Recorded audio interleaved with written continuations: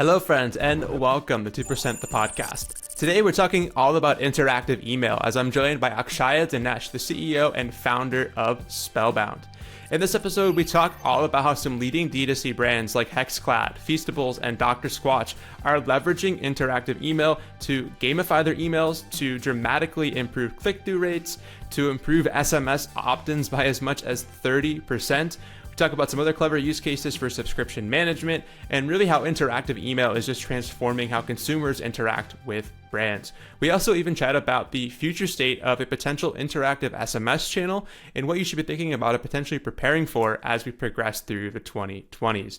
So much tactical knowledge was shared in this one. We walked through a lot of brand examples for you to visualize. So if you're not listening to or watching this, I should say, on YouTube, put a link below for you to check that out on YouTube. I highly recommend you get the visual for this one.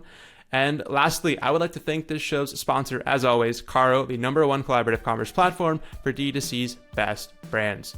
And with that, I present to you Akshaya Dinesh of Spellbound. Akshaya, welcome to the show. How are you? I'm doing great. How are you? I am doing good. I am so excited for this conversation today for a lot of reasons. But I think just to kind of give some context to why we're chatting today, I recently had Joseph Siegel, the director of retention at the Mr. Beast brand Feastables, on the show to discuss how they're driving an insane amount of email engagement. And at the core of their strategy was a platform called Spellbound. I was just blown away at how innovative this approach to email was. I came up as an email marketer myself, and I was just like, man, I wish I had something like this at my disposal when I was doing this several years back. So for those who don't know, Feastables drove over 2 million clicks on a single email campaign. I'll leave a link in the show notes for anyone to check it out who wants to check it out. I highly recommend you do. But after talking with Joseph, I knew I had to get you on the show just to unpack and share with us more about interactive email at its core, and help us to learn how we can implement this across any brand, really. So with all that out of the way, can you just share a little bit about like who is Spellbound, who are you, and also what challenges are you solving for merchants? Yeah, absolutely. So a bit of background context on me is, I'm basically a consumer startup founder before this. And so I started this consumer product and basically learned firsthand just how important email marketing was. And I was sending so many emails to our audience, and it was really our #1 driver of retention. And so I just kind of understood, wow, this is a super important channel. But at the same time, it felt like the technology that, I was really provided with to use that channel was so bare bones and very, very limited, and kind of felt like it was kind of in like the 90s. And so clearly there was a lot of, missed opportunity there in being able to increase engagement and drive better results with email marketing. And I kept hearing that from, the people who got my emails. They would tell me, I want to open your emails, but there's just way too many links. And I'm very busy. I don't really have time to click on every single link in every email that I get. I get hundreds of emails every day. Just not going to happen. And so at that point, I realized, okay, clearly, there's a better way of doing things when it comes to email marketing, where we can be more engaging, we can be more interactive. And that's exactly why I ended up starting Spellbound. So what we do is we're basically an interactive email platform for marketing teams. And right now focused on e-commerce brands. So we basically help D2C brands create these super engaging, interactive actions that can be embedded into an email that basically can turn your email into something that looks more like a website or an app where customers can actually click buttons and fill out forms, and treat your email like a two-way, channel versus just like a, batch and blast type of channel. I love that. Yeah. It's if anyone hasn't checked out any of the examples on the Spellbound site, I highly recommend you do.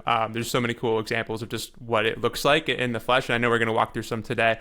But yeah, to your point too, it's like email feels in a lot of ways, we're in 2023, but a lot of folks still kind of taking a very early 2000s approach to things, very just like, when we talk about D2C and standing out and building this moat around your business, like your brand is one of the biggest ways in which you can do that. And I think email marketing is a huge extension of that, obviously. But I'm curious to understand too, you mentioned you're focused on e-com right now. Like what platforms are you built for right now from like an ESP perspective, and what do you integrate with in the way of that? Absolutely. So in terms of our platform support, we're mostly a Klaviyo type of integration. And so we work with a lot of brands that are on Klaviyo. we are definitely, I would say, a product that makes a lot more sense for brands that are a little bit later stage when it comes to their marketing and sort of their email channel.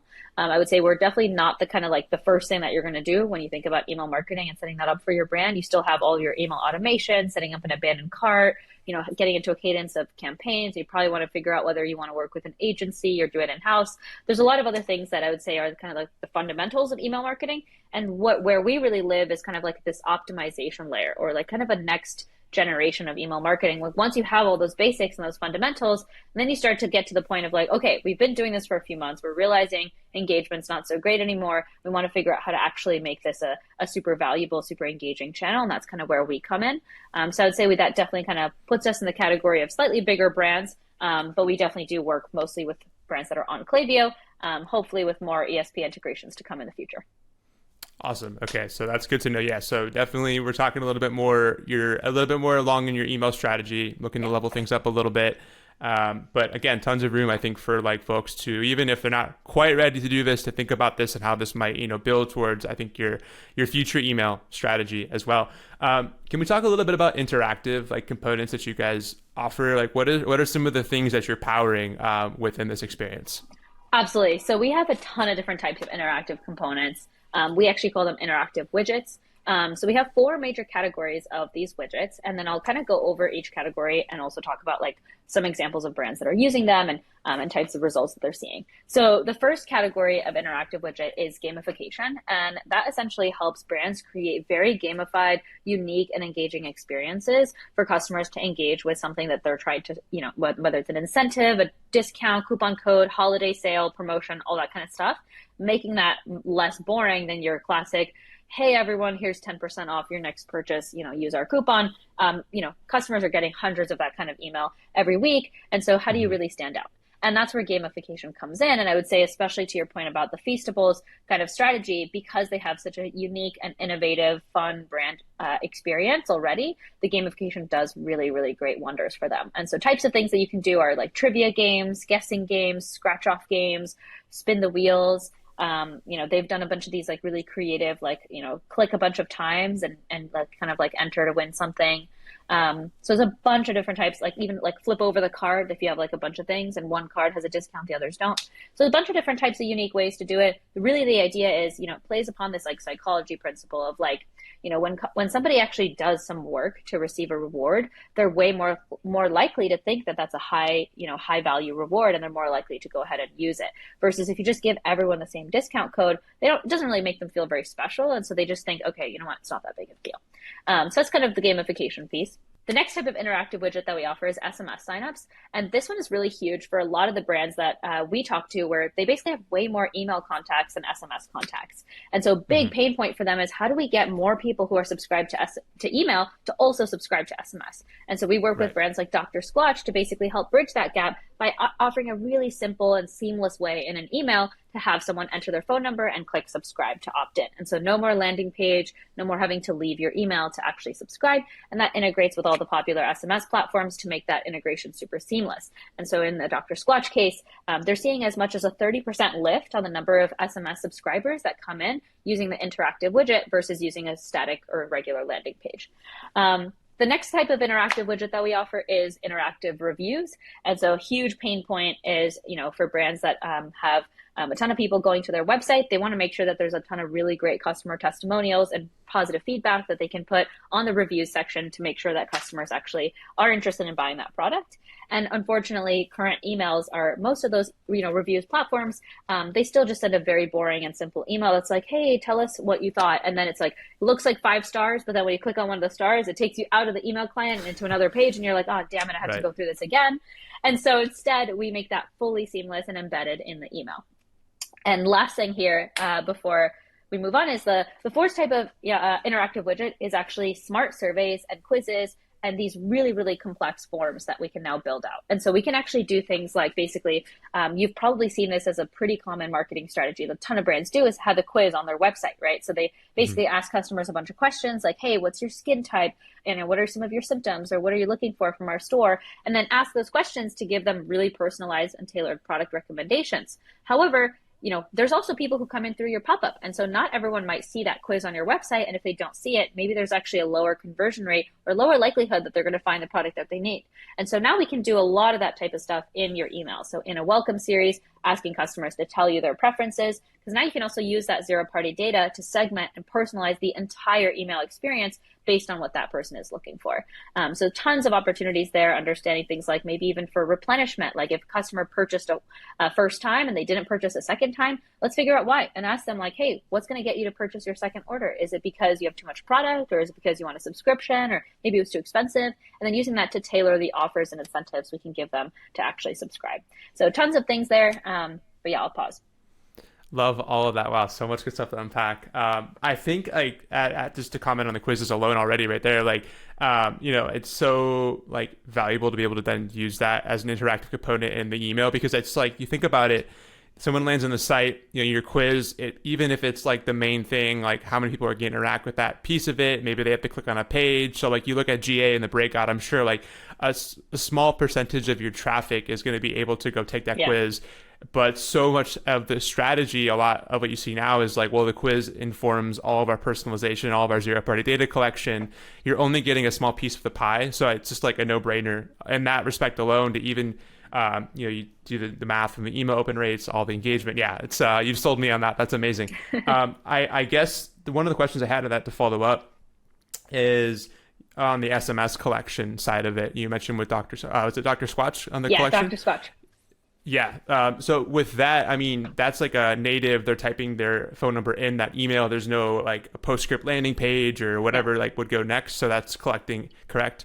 Yes, exactly.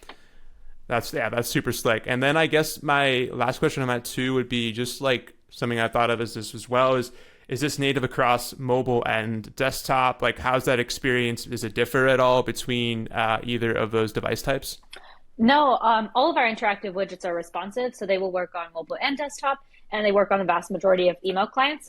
So there are some email clients, the ones that are really tricky, like Outlook, that really hate everyone in the world. They don't want anything fun in their emails, but those people will still be basically getting a fallback, which looks exactly like what your old email will be. So they will still get a link to a landing page or whatever else that experience should be to get them to do the same action. Got it. Okay. Yeah. So there's definitely a fallback. Awesome. I know you have some examples that you have prepared that we can walk through in a second. But as I'm thinking about this too, from like a deliverability standpoint or like a loading standpoint, like, is there any difference that might happen from an interactive with some of the widgets versus a standard email? Like any concerns around deliverability?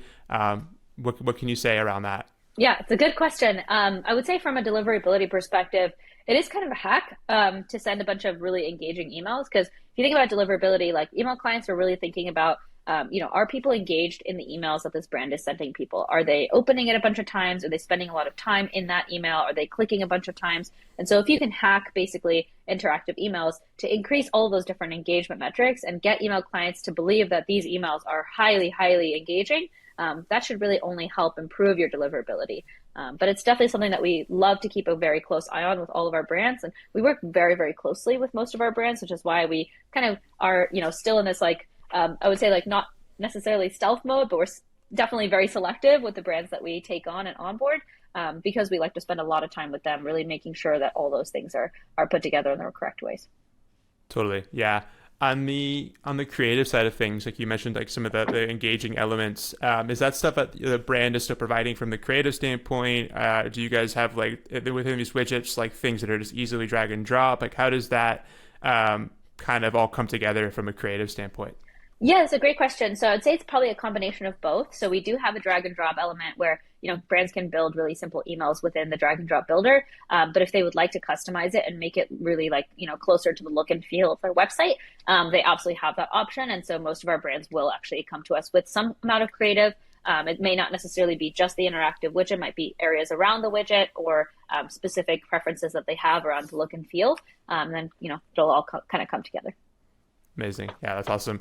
Could we look at a few examples? I'd love to, definitely interested to show everyone kind of some of the cool stuff that you're talking about here. Absolutely. So let me go ahead and see if I can share. Okay. And for folks listening on the audio of this, highly recommend, we'll put a YouTube link as well for you to check this out. This is one I recommend you want to see the visuals for something like this.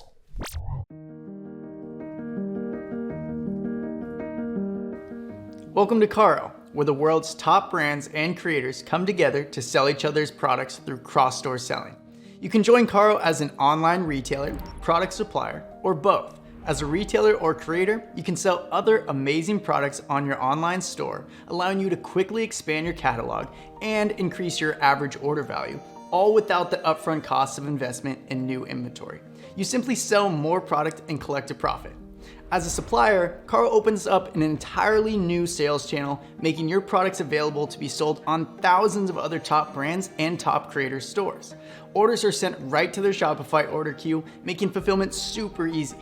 You're always in control as a supplier, choosing what products to make available to the network, what retailers you work with, and the margin that works best for your business. It's the biggest no-brainer in the history of e-commerce. There are literally thousands of brands and creators. Our team is ready to help you find a perfect pairing to your brand. What are you waiting for? Join Caro and start selling more together.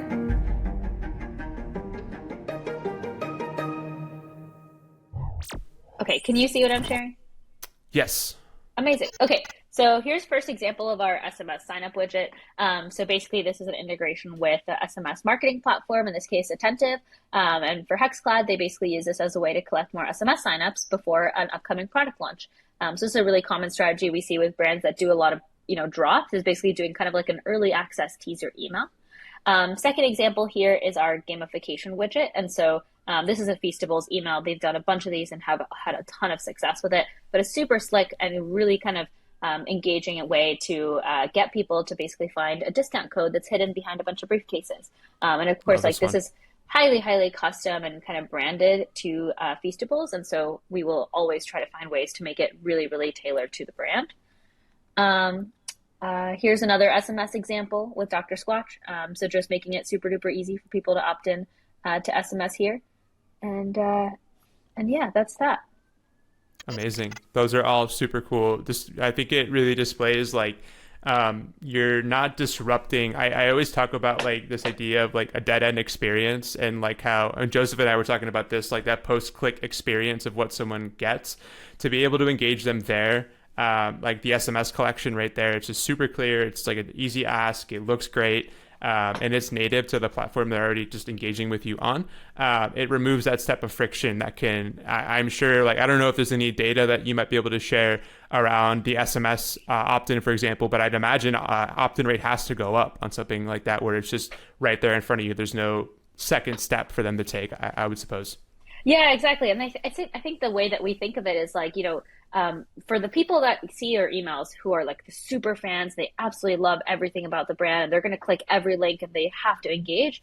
You're going to get them anyway, right? Even if you have a high friction experience and it's a really crappy user experience, they're going to click because they love your brand. But let's be honest, that the majority of people are probably not in that bucket. The majority of people receiving your emails are kind of just they're kind of browsing, and they get a bunch of emails from a bunch of brands, and they're like, oh, if something's interesting, maybe I'll look into it. But if not, I'm just going to move on to the next email. And so for those people that are kind of in this medium gray zone, as much friction as you can reduce and as much as you can really make the experience very, very delightful, very simple and fast for them, that's just going to make them way, way, way more likely to engage. So even if they did see that you have something that you're giving early access to, and maybe they were intrigued and they're like, oh, that's kind of cool. Chances are they're probably not going to click a link and go all the way to another website tab in their busy day, but they would actually just do a 2-second type in right within the email. So that's really kind of the idea behind it. Totally. Yeah, no, that's a great call out. Even on some of what you might have seen from customers some of these interactive elements, with the click-through rates and some of the statistical kind of changes, are you noticing it seems obviously there'd be an uptick in click-through rate, but any stats you can kind of share about the before and after of implementing something like this? For sure, there's a ton. So I guess the one example I brought up earlier was with Dr. Squatch. They were basically seeing a 30% higher SMS opt-in rate from an email campaign to someone actually subscribing to SMS. And that basically takes into account an A/B test, where one side of the A/B test is basically your regular email with a link to a landing page, and then the other side of your test is kind of the Spellbound interactive widget. Some other stats I can share are, like I said, one of the really cool use cases that we've been focusing a ton on recently has been these kind of like smart survey type experiences where you basically ask the customer a quick question to bucket them into a specific segment of where you think they're at in the life cycle, and then using that as a way to upsell them or target them with a tailored, personalized offer for them. So really smart way of doing this. And one of my favorite examples is one of our brands, Gainful. They're a protein and supplement brand. And so basically what they'll do is when someone cancels from their subscription, they'll just reach out to them and ask like, hey, what was the main reason why you canceled your subscription? And then, as an example, one of those answers could be like, oh, I actually have an injury and so I'm not working out anymore. And then really cool thing is on the next screen within that interactive widget, just asks them like, oh, no worries. Did you know that collagen can actually help you with faster recovery? Get a free one with your next purchase, right? So like really tailored, personalized offers makes the person really feel like you care about them and you know about their pain points before just slamming them with like a, why haven't you bought from us? Like, please buy more. It just doesn't feel as authentic. So I think that's really where the future of Spellbound is going, is being able to hyper personalize a lot of the content around here.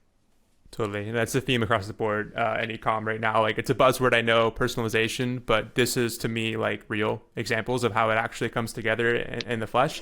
And subscription management is huge. I've done a lot of content on this pod around subscriptions, but like this piece of it is something that's just like the extra layer of taking your email strategy, making it more integrated. Like even, the subscription portal obviously is where people will go to take some of those next steps, but even like getting folks there sometimes and giving you that feedback, like that can be an obstacle in itself. And just to touch on the SMS side of it, you mentioned 30%. That's absolutely insane. If you look at the value of an SMS subscriber and you break that out over the future life of getting someone on the SMS channel, that alone right there to me is like, list growth is everything for an SMS channel to succeed and thrive, and to get more folks opted in a way like that. Such a no-brainer. I love all of that. Amazing. Yeah, and totally agree. You actually brought up something that we've been working on implementing or have kind of on the roadmap is subscription management. I think that's something that some of our customers have kind of been asking us about and kind of have been dropping hints about with respect to like, if an upcoming subscription is being shipped soon, a subscription order, then having customers really tell us whether, are you actually ready for that next order, or do you have too much product? Do you have too little product? And having quick actions to be able to sort of like manage that subscription within the email. So imagine like a one-click skip or one-click pause, maybe swapping products or adding products to your next order, having all that be way more seamless than just like oh man, I got to click into this. Now I have to log in, remember my password and get into the portal. Sure. All that extra friction is so unnecessary. When we're already in your email, we know who you are. There's no reason to kind of add that extra friction. Totally. Well, not to give away too much, but is Spellbound coming for consolidation then of some of these apps? Are you guys going to natively integrate? Like, what is that? What can you share maybe just about how you view something like that? For sure. That's a great question. So I would say that like from a large perspective, we love working with other tech partners and SaaS platforms. And so we have really wonderful, relationships and friendships in the D2C SaaS space. And we love trying to find new partners that work really closely with us, like Postscript has been super duper awesome in this case, and a bunch of others that we just love working with from their partnerships team. But however, at the same time, there are some of these interactions where if the majority of the people who are receiving that interaction are going to be experiencing it through a Spellbound interactive widget, then it kind of makes sense to just own that experience, right? Because otherwise, from a brand perspective, you're purchasing two different sets of software to be able to do exactly the same thing. And one is literally just doing it on web and one is doing it in the email. And so for some of these interactions in the long term, it probably is going to make sense to consolidate so that we take on that experience both in email and in web. But it definitely is kind of a strategy to figure out which of those interactions make the most sense for us to build in-house versus which ones do we want to find a really great partner for. So TBD, more to come soon. Totally makes sense. And it's an interesting theme, I think, in the app space ecosystem right now is like consolidation's top of mind. And but I think it's what you said. It's like, partnerships are still going to be at the core, I think, of this. And how do you find that right in between, that happy balance of kind of like both? But super excited to hear that. I think there's just a lot of use cases it seems like you guys are just scratching the surface of, it sounds like, in terms of continuing to build out the product. This all sounds amazing, but like in terms of implementation, like is this like a an incentive process for a brand to set up? Like, do you guys walk alongside of that? What does implementation of interactive widgets sort of look like on email? Totally. So for us right now, we're a super small company, super duper small team, and we also are very selective with the brands that we work with, like I said. And so we tend to focus a lot more on much, much bigger brands. We had our first public company customer recently, which is super cool. And so definitely focusing on this sort of like bigger sized companies. And the reason for that is because it really is a very, very close partnership. And so because interactive emails are so new to brands and brands really have not had a platform before that allowed them this capability, we totally understand that a lot of this requires a lot of sort of partnership and collaborating on strategy and design and implementation. And even on the brainstorming piece, like a lot of brands come to us and they're like, holy crap, interactive email is so cool, but I have no idea how to implement it because I've never even seen it before. I don't even know how it works. And so a lot of this does mean that we are very, very hands-on, and we try to make the process basically as seamless and as easy as possible for the brand so that they're not spending a ton of extra time figuring out how to deal with us. And instead, we're being very proactive and spending a lot of time with each brand to kind of construct a strategy together that we know is going to make sense for them. So I would say totally. We're doing really the best we can in terms of that process.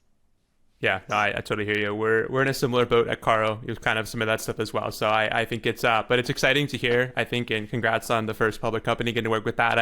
I hope it's the first of many. But I guess one thing I'm thinking of too, and not to get in a different direction, but as this was coming up, you were chatting about, some of the advancements you made on the email side.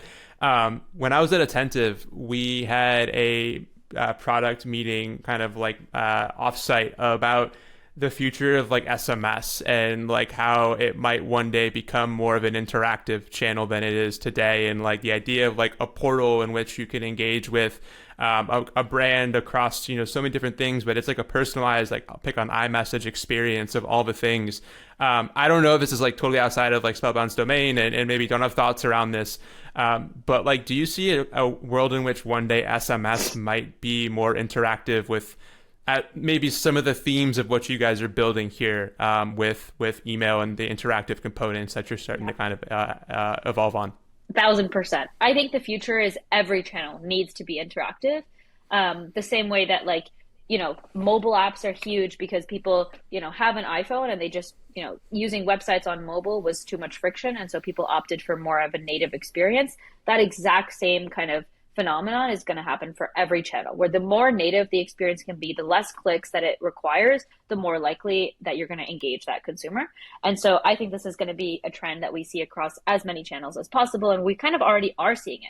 And so on the SMS side of things, I'm really good friends with the team at OneText. They're doing fantastic work on making SMS being a way more interactive channel, more conversational. But I think there might even be, future potential. And, for us right now at Spellbound, we're 100% laser focused on email. And that's really the main problems that we're solving, because it's literally the number one, still the most used channel when it comes to marketing messages. Billions and billions of marketing messages get sent every day over email. SMS is still a little bit behind in terms of ramping up to being just as kind of widely adopted as email. And so we see email as really the number one biggest opportunity. It's the most common one, but there's probably tons of other opportunities. There's also some really cool, even like on the advertising front, it's a company called Bannerwave that does really cool stuff with interactive ads. And so gamifying ad experiences so that you can actually play little games within, the banner ad or wherever else you're seeing that ad.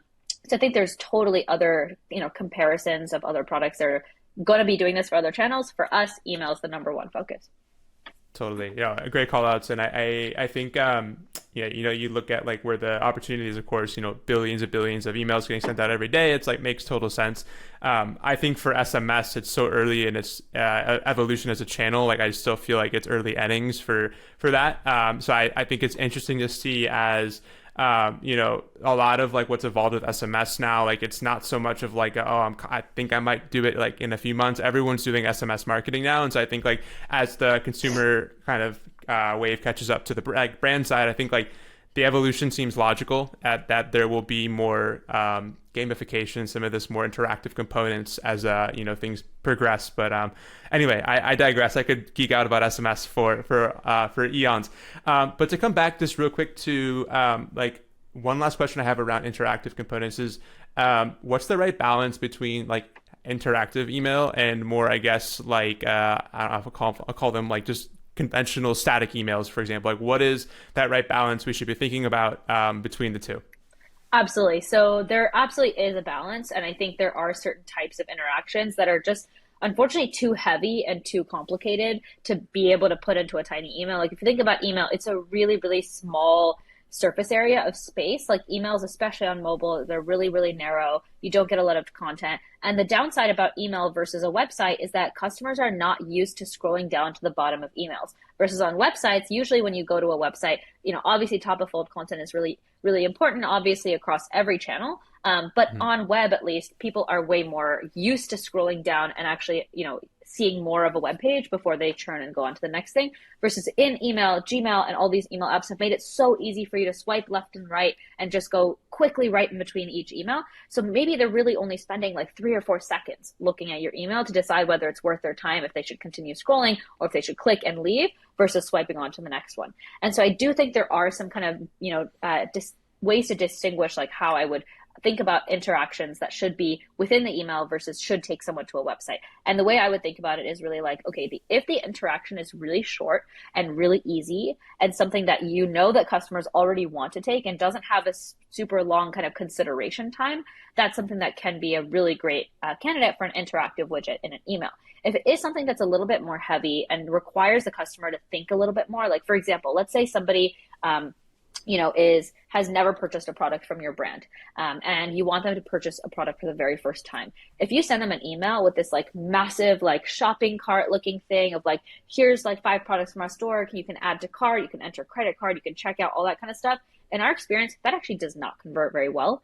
Because that person is still a very, very, like top of funnel prospect type of customer. And you're asking them to do a bottom of funnel action without any sort of lead time, without any consideration time. That's just not going to work for them. And so it really is being very careful and intentional about, okay, well, if someone's done this action, that means they're ready to do this next action. Let's put that in an email versus jumping the gun on things that maybe just aren't, the right time, right place yet. So I definitely think there is a consideration there. And some of the other sort of like strategic recommendations that we usually make for brands is like absolutely keeping interactive widgets above the fold. And we've just noticed that, the engagement that an email has when the content is above the fold that they can actually click and engage with is so much higher than if you have, like 5 scrollable sections of content that are just images and text and random stuff, and then the interactions all the way at the bottom.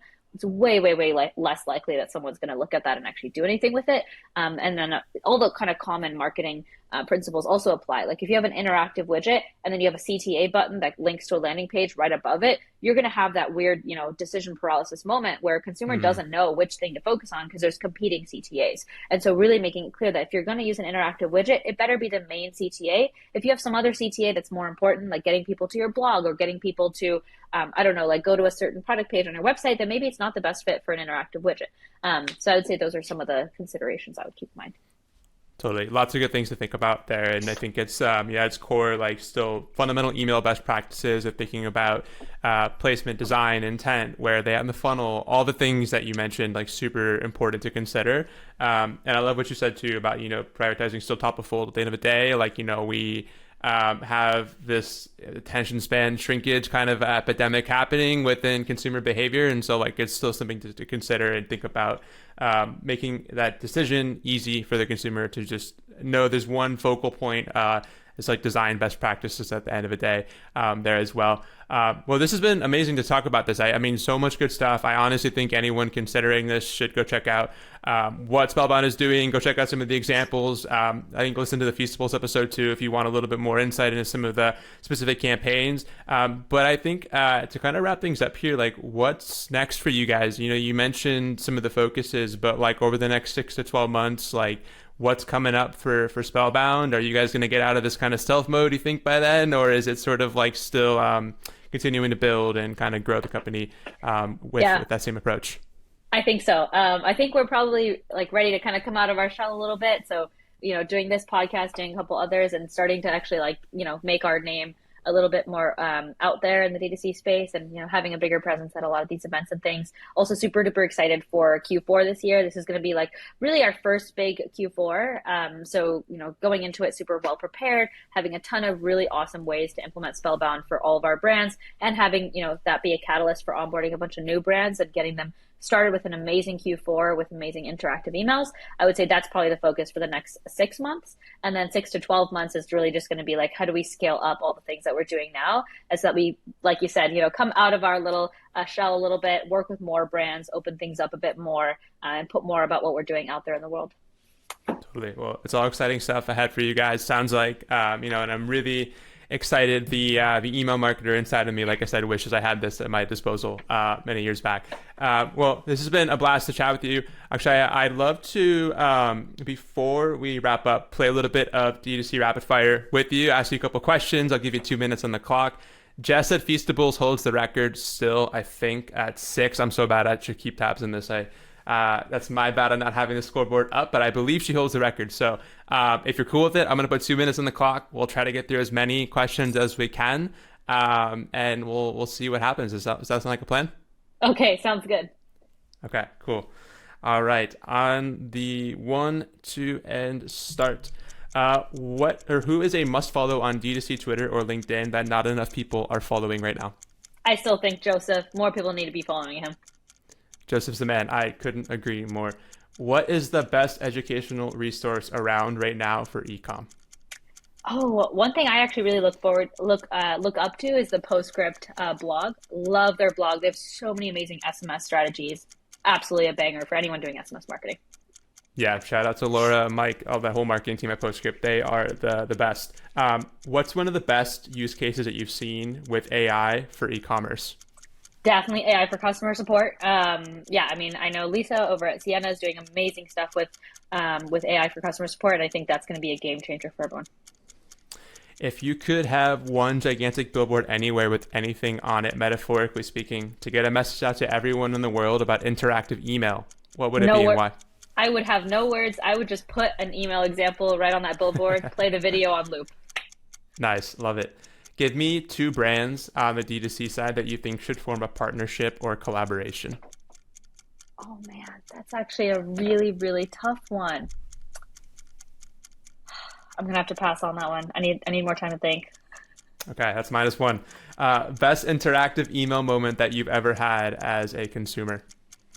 Well, as a consumer, unfortunately, there aren't that many interactive email moments other than the Spellbound brand. So probably the only ones that I've ever seen in the wild have been from Google. So Google does have a Google shopping newsletter that they send out every few months. And so they have some cool stuff that you can do in some of those. Like you can swipe through reviews of their products, or you can like select a color to see what the color of the phone might look like for some of their like Google hardware products. Love it. Last question. Who in the SaaS space, from a brand perspective, do you like the most? If you could say like one brand that you just think is absolutely crushing right now on the branding side, who would it be?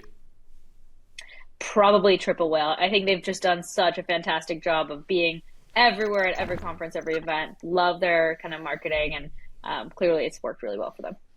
Yeah, big shout out to that whole team who's there still there and who has built Triple Whale up.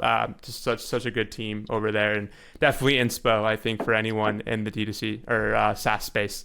Awesome. Well, you got done with the -1.5. I think that puts you in second place. That is very, very good considering where we're at in the leaderboard right now. So amazing job. Awesome. Thank you.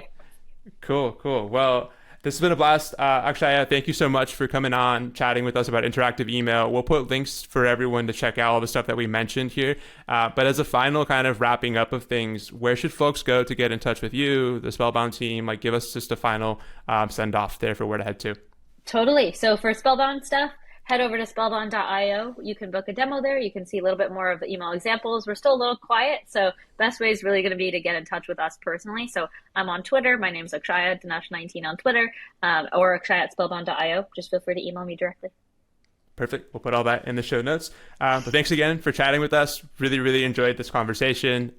Opened up my eyes a lot to, I think, things that we should all be thinking about on the email channel. So wishing you guys all the best over the next 6 to 12 months. And when you guys break out of that stealth mode, I'm sure there's going to be a lot of people waiting to get onboarded. So best of luck to you guys. Thank you. To you too. Thanks so much for watching today's episode. I hope you got 2% better for watching, and if you haven't already, consider giving this video a thumbs up and subscribing to the channel so you never miss another episode. We have a variety of e-com topics to talk about this season that's going to get you 2% better each week across a variety of topics.